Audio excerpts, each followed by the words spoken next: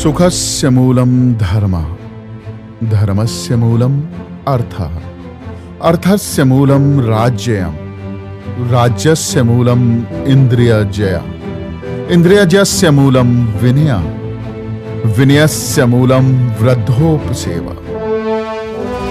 ईसा से 3 शताब्दी पूर्व तक्षशिला का एक आचार्य, जिसने दिखाया संसार को प्रगति और विकास का मार्ग, रचा एक शास्त्र, अर्थशास्त्र। कई ऋतुएं बदली, कई सदियां बदली, कई सभ्यताएं बदली, कई राजा बदले और ना जाने कितने साम्राज्य बदले, किंतु संसार बढ़ता रहा प्रगति पथ पर।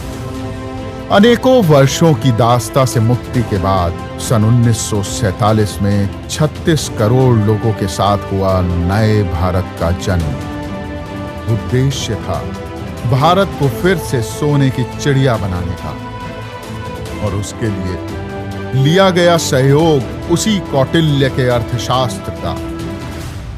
लगाए गए नए कर भारत के विकास के लिए, गरीबी को दूर करने के प्रयास के लिए, और करदाता इसी आशा के साथ कि जल्द पाएगा अपना राष्ट्र वो मुकाम कि चमकेगा सारे संसार में उसका नाम, देते गए सभी कर जो मांगे सरकारों ने।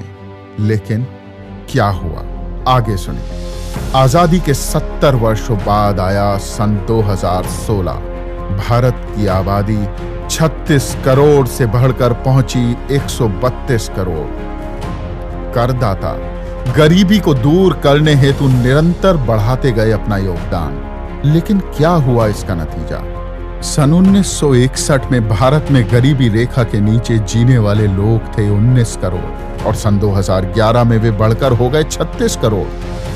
संयुक्त राष्ट्र के मापदंडों के अनुसार तो भारत में 50 करोड़ से भी अधिक लोग गरीबी की रेखा से नीचे जीवन जीते हैं। अब जरा आप ही सोचिए, क्या होगा सन 2050 में जब भारत की आबादी होगी लगभग 200 करोड़? क्या आपको नहीं लगता कि अब तक की सरकारों ने करदाताओं के पैसों के साथ मजाक किया है? क्या अब तक के तरीकों से दूर हो पाई है गरीबी?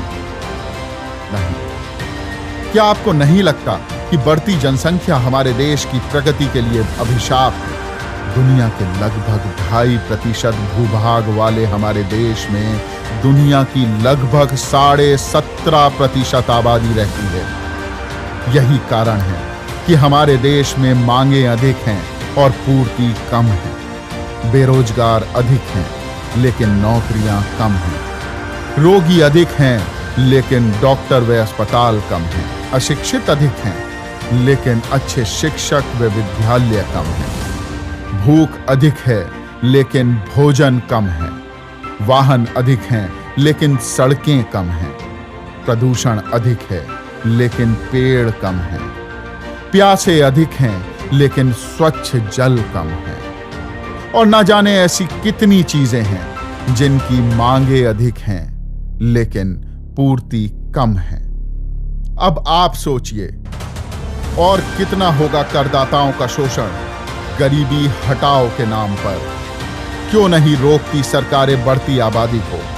और यदि बढ़ती आबादी सरकार के लिए चिंता का विषय नहीं है तो सन 1974 से आज तक क्यों खर्च किए सरकारों ने करदाताओं के लगभग 2 लाख करोड़ रुपए परिवार नियोजन के नाम पर?